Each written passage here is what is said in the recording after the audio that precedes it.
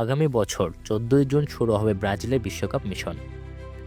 মরক্কোর ম্যাচের আগে তাদের আর কোনো ম্যাচ ছিল না।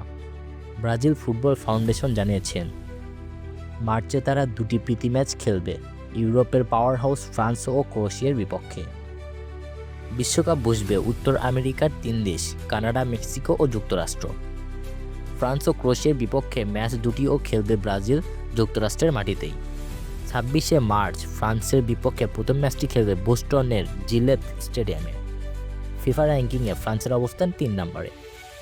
তারা ২০১৮ সালে বিশ্ব চ্যাম্পিয়ন এবং ২০২২ সালে হয়েছিল রানার আপ। ৫ দিন পর ক্রোয়েশিয়ার ম্যাচ। ৩১শে মার্চ ব্রাজিল ক্রোয়েশিয়ার মুখোমুখি হবে অরল্যান্ডো ক্যাম্পিং স্টেডিয়ামে। ক্রোয়েশিয়া ২০১৮ সালের আসরে রানার আপ হয়েছিলেন।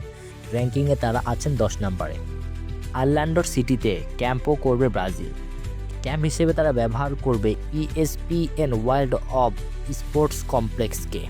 সূচি জানিয়ে ব্রাজিল ফুটবল ফাউন্ডেশনের সাধারণ সমন্বয়ক রদ্রিগো কেটানো বলেছেন, ম্যাচগুলো বিশ্বকাপের দুটি শীর্ষ দলের বিপক্ষে উচ্চমানের হবে।